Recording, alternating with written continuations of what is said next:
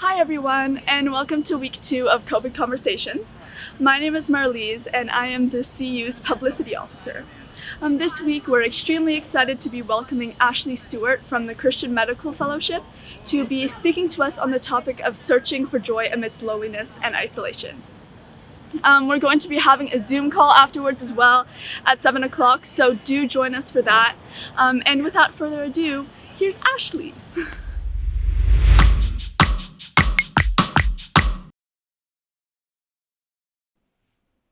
Hello, thank you for watching this video. My name's Ashley and it's so good to share with you tonight, even if that's just on video.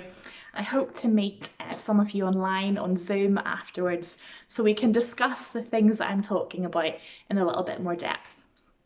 So I work for an organisation called the Christian Medical Fellowship.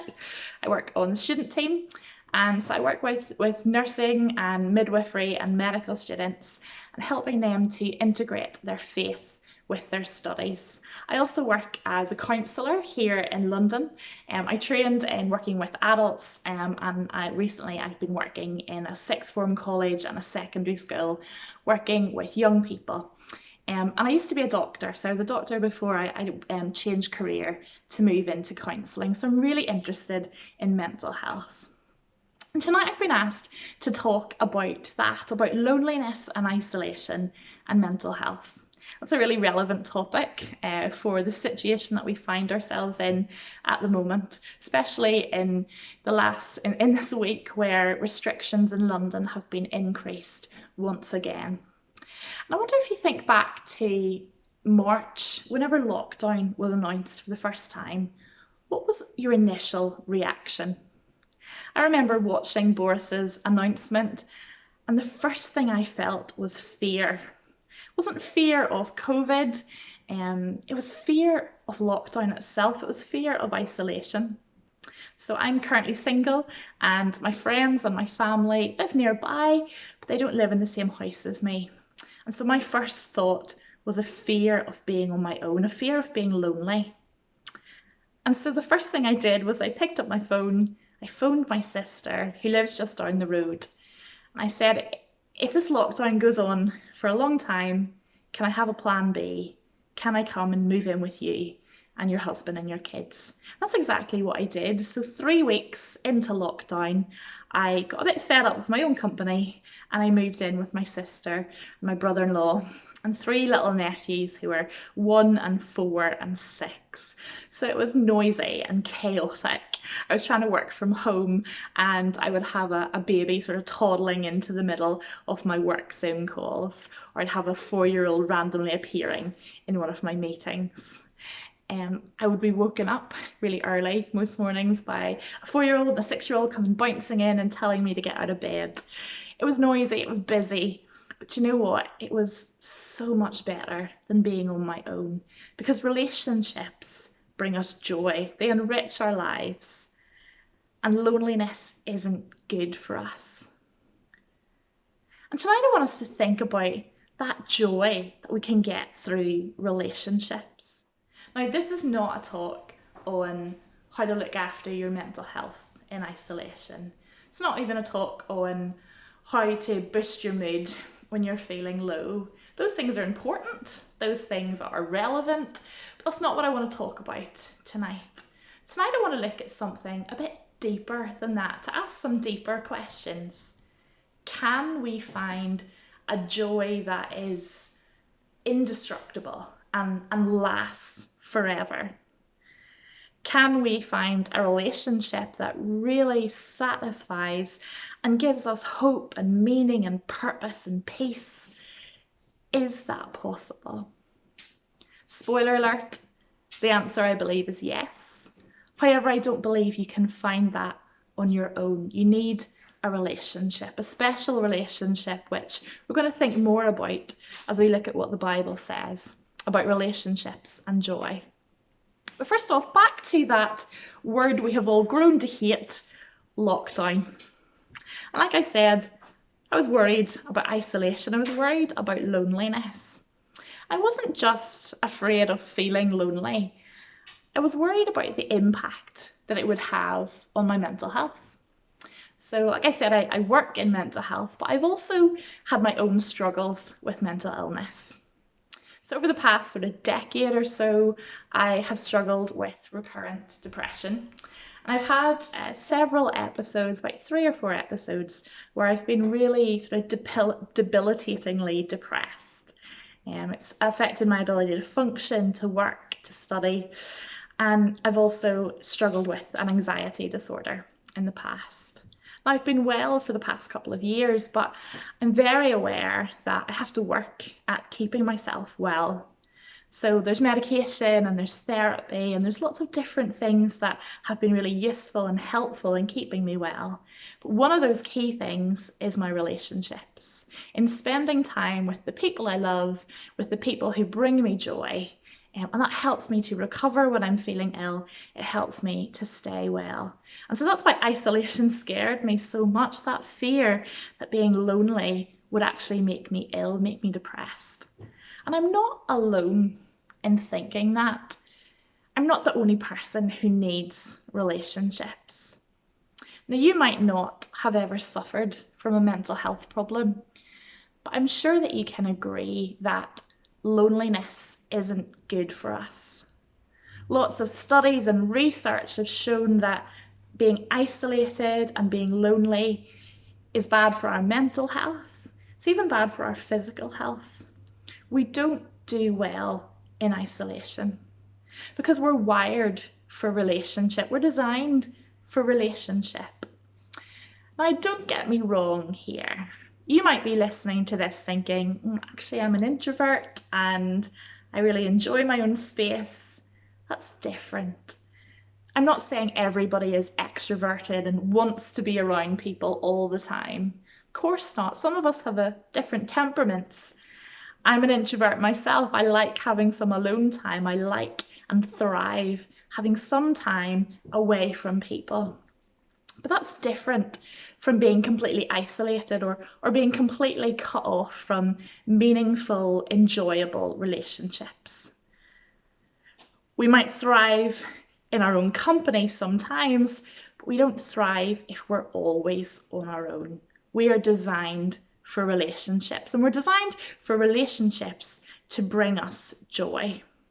So it's no surprise to me that this pandemic has coincided with a massive rise in mental health problems. And I can see that in the school that I work in, there's an influx of people who are struggling with their mental health after lockdown. Now, it's not just isolation, there's other things that come into that. The uncertainty, the fear, the grief, job losses, unemployment. In the school that I work in, there's a lot of fear over exams and what's that going to mean for my future. There's loads of things about this pandemic that are damaging to people's mental health. But one of the big things has been that cut off, that split off from relationships. Along with that isolation comes this anxiety, the fear of what if I lose someone I love? And why is that so painful for us? Because we're designed for relationship. We're designed to find our deepest joy and peace and fulfillment in relationship, not in ourselves, but in another. However, something has got broken. Something's gone wrong with our relationships. If we look to human relationships to give us that deep, lasting joy and fulfillment, if we look to them to give us a real sense of our purpose and our identity and our meaning, then we can often find that they don't quite satisfy, or maybe they satisfy for a while, but then things change. If we look to our human relationships to find our sense of worth and purpose and whether we are good enough, we often find that we just don't get satisfied in our human relationships. I'm sure everybody watching this video has been hurt by somebody.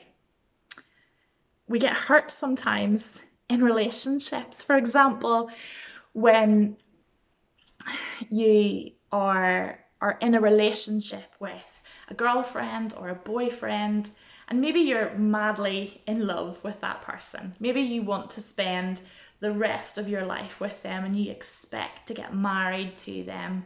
Maybe you've even gone to the point of getting engaged to them, and then they end it, or they hurt you, they mistreat you, and that causes that real pain.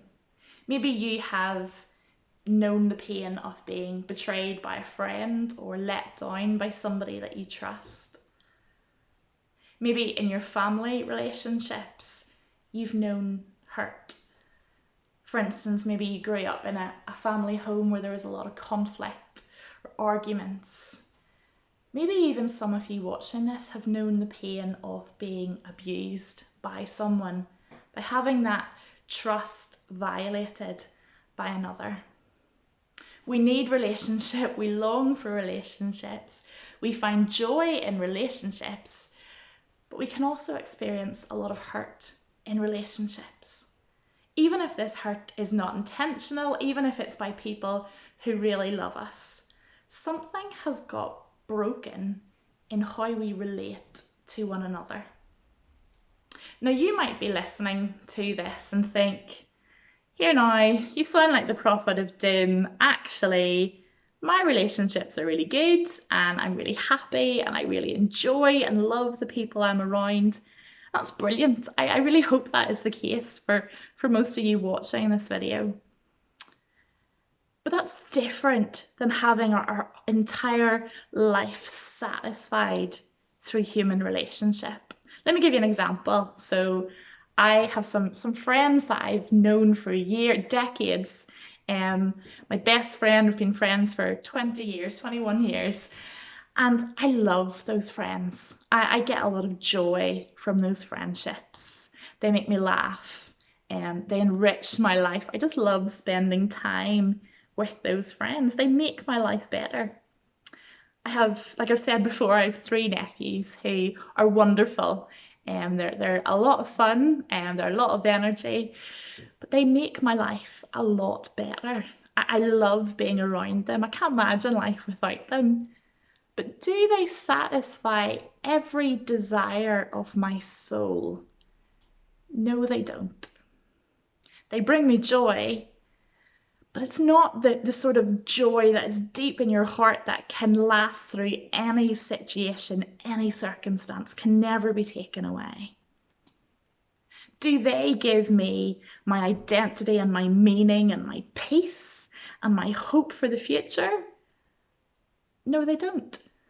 I love them, I adore them. They give me a sense of being loved and valued and cherished, and I get so much joy from them, but they don't satisfy every need of my soul, because that's not what human relationships are designed for. In addition to this, we have the difficult truth that even the healthiest, most enjoyable, most loving relationship is more fragile than we like to believe. People who are in our lives daily can move away, and somehow suddenly we don't see them as often as we used to. Conflict and dysfunction can creep into even the healthiest relationship. And unfortunately, everybody on earth at some point is going to die, and our relationship with them could end in a moment. And COVID has shown us how fragile our lives are and how little control we actually have over our situations. We're designed for relationship. We find joy in relationship, but even our most healthiest and loving relationships are fragile. We need a joy that is indestructible.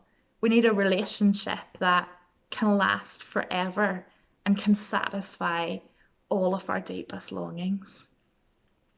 And to this we look to the Bible.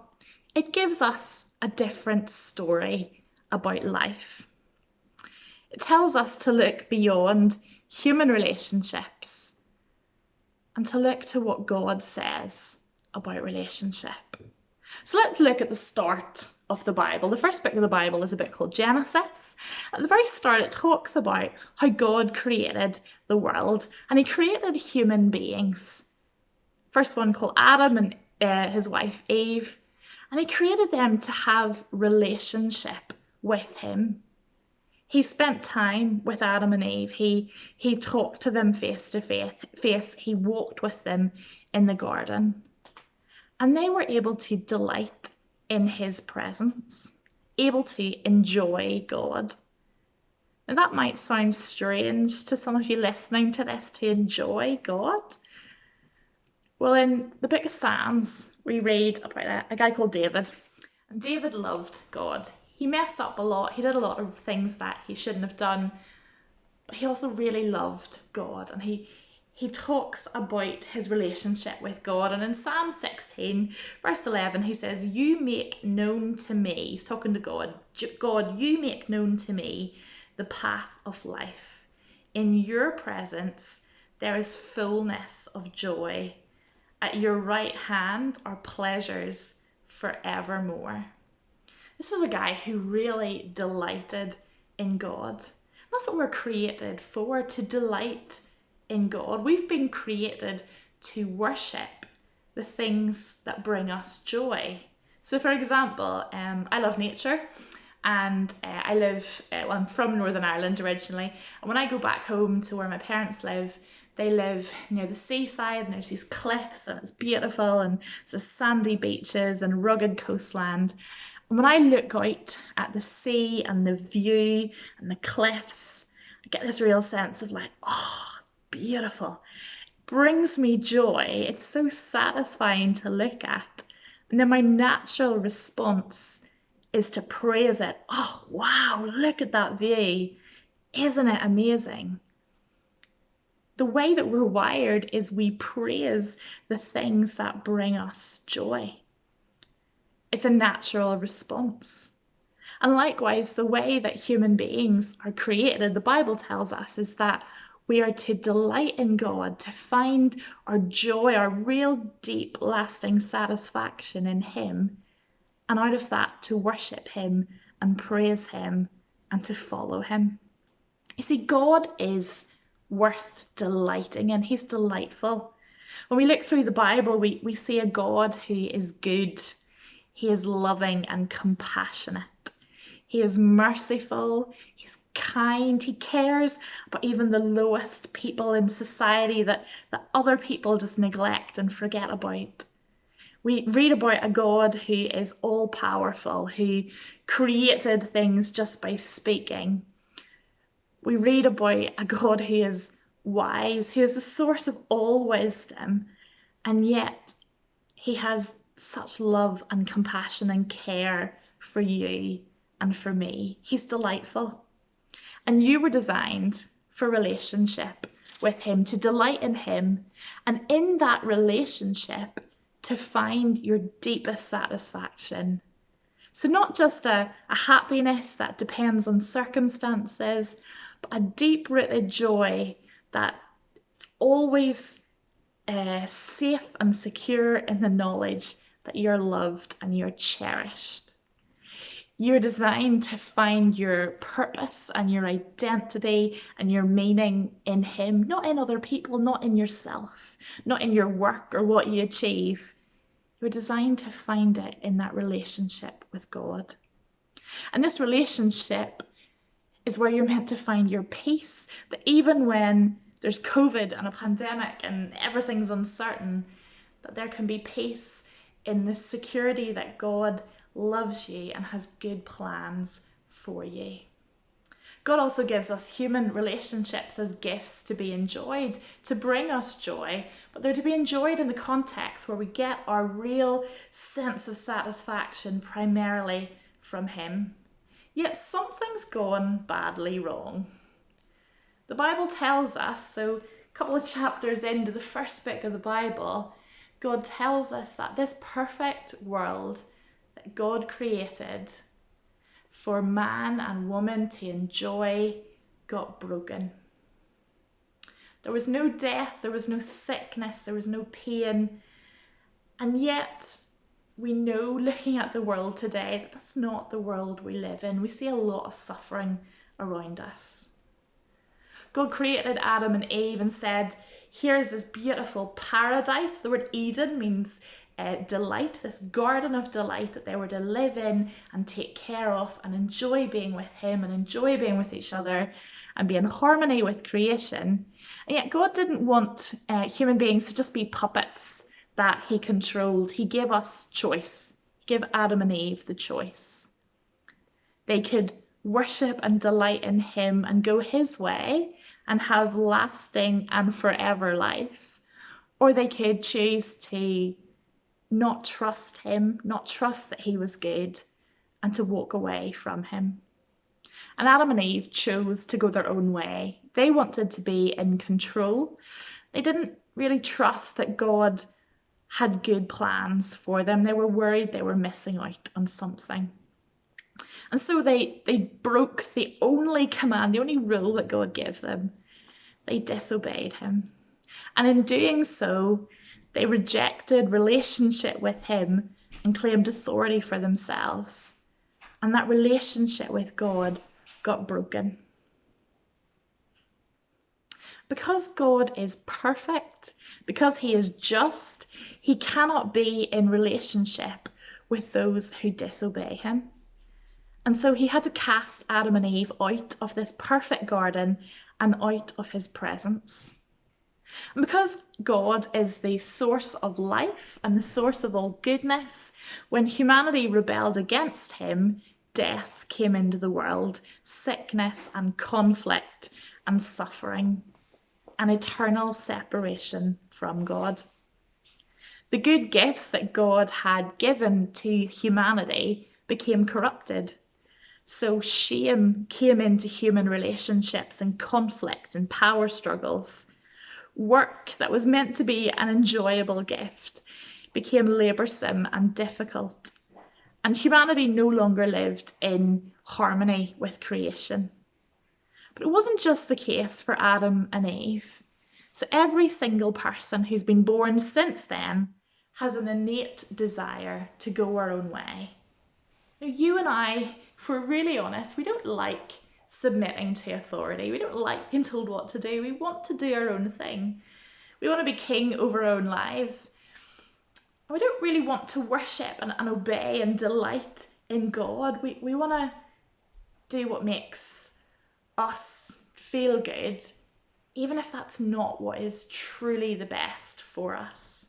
And therefore, we too have suffered the same consequences that Adam and Eve suffered.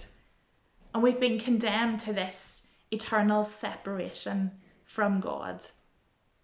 Instead of joy in God, we face judgment from God. Yet the wonderful news is that this is just the beginning of the story. This is chapter 3 of a very long book.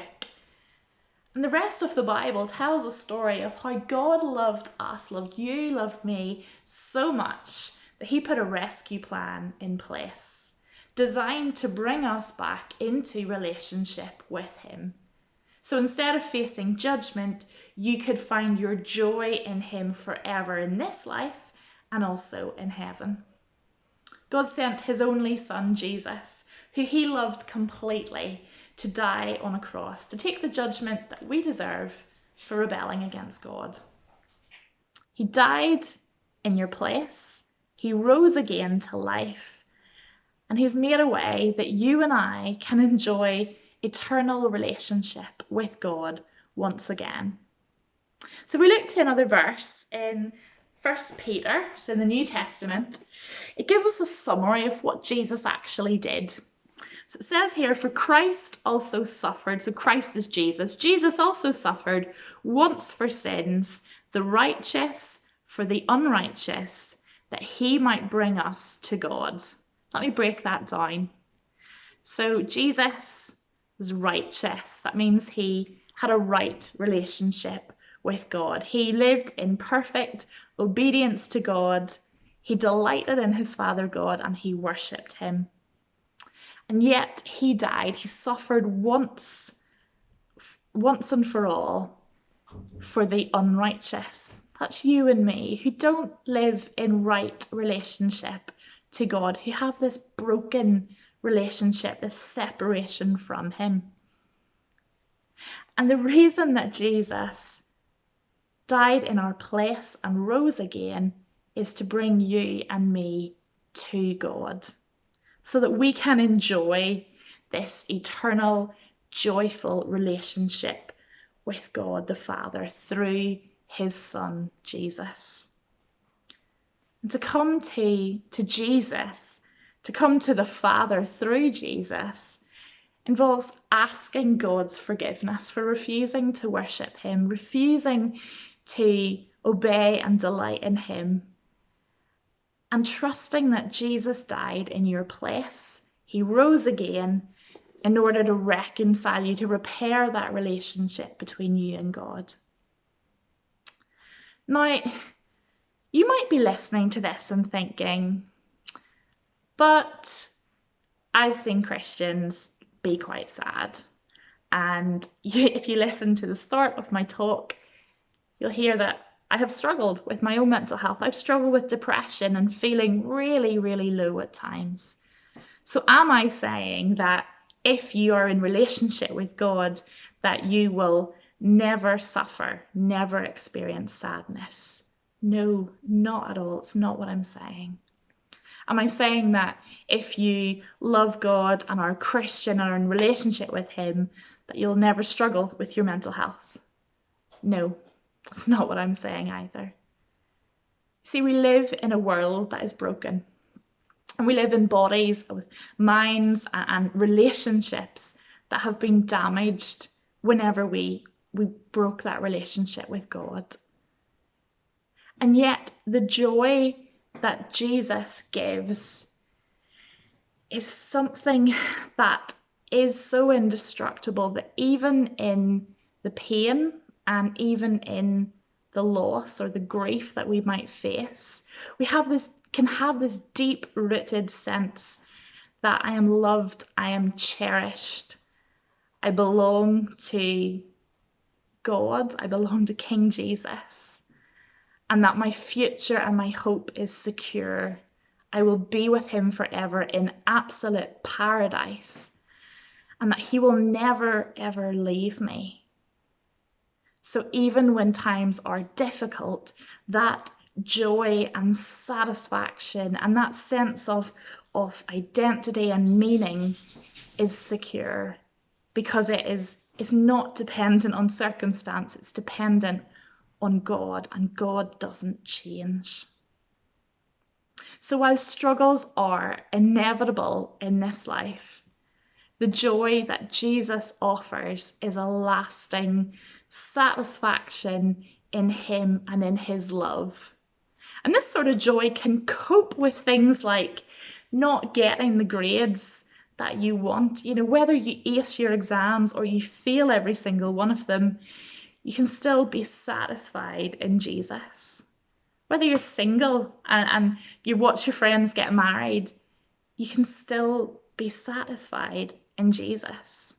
Whether you're rich or you're poor or you're skinny or you're overweight, you can still find your satisfaction in Jesus. Let me finish with a final story. So I moved house in February, and whenever I was decorating my bedroom, I wanted to put up some pictures on my wall. Now I'm renting, so I couldn't just drill holes in the wall and I couldn't start hammering in nails. So instead I bought command hooks. So they're the little plastic hooks with the plastic little sticky strips, and you stick them to the wall, and then you hang your poster or your painting, your picture on them, and they're not meant to take the wallpaper off or the paint off. So the command hooks all have on the front of the packet a weight limit on it. It's the weight that they can carry. And then you're meant to look at the weight limit, weigh your picture or your painting, and check that it's not too heavy for the hook. However, I'm a bit lazy and I was a bit tired, and I just looked at the thing, didn't really take much notice of the weight limit, didn't weigh my picture, kind of thought, that looks like it'll work, that's fine. put my hook on the wall, hung my picture on the wall, and do you know what? It looked fine. It hung there, looked safe. I was satisfied. I went out to work the next day, came back in afterwards, and my picture was broken on the floor. The glass had been smashed, the frame had broken, the hook hadn't been strong enough. It had come off the wall and smashed what I'd hung on it. Now, was there anything wrong with that hook? No. I just had placed on it more than it was designed to carry. It was a perfectly good hook. It could carry what it was meant to, but the burden I had placed on it was too much. Do you know, quite often we do this with our human relationships, with the people in our lives, our partners, our friends, maybe your future hope of the person that you're going to be with forever. And on those relationships, we can place our longing for deep joy that can never be taken away, for our satisfaction and our identity and our meaning and our sense of worth and purpose and hope. And we can place them on the relationships we have with other people. And they might look like it works for a while. It might feel like it satisfies, but eventually something gets in the way. Eventually that relationship changes or ends, or we just realise that it's not quite bearing the weight of all the expectation we've put on it. The hook gives way, the picture smashes. And often what we do is we then look for another hook, put the same sort of hook up on the wall, find another relationship, find a new partner, a new person. Maybe we think, okay, actually I need to find it in myself, in my own achievements, in my own success. We look for another hook to put it on, but we keep using the ones that are not designed to carry that weight. Don't choose a hook that is too weak to carry the full weight of your longing for joy.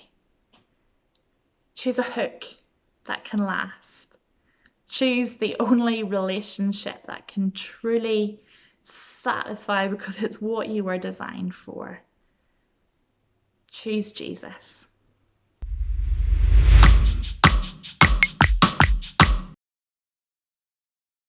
Thanks so much, Ashley, for that extremely helpful talk.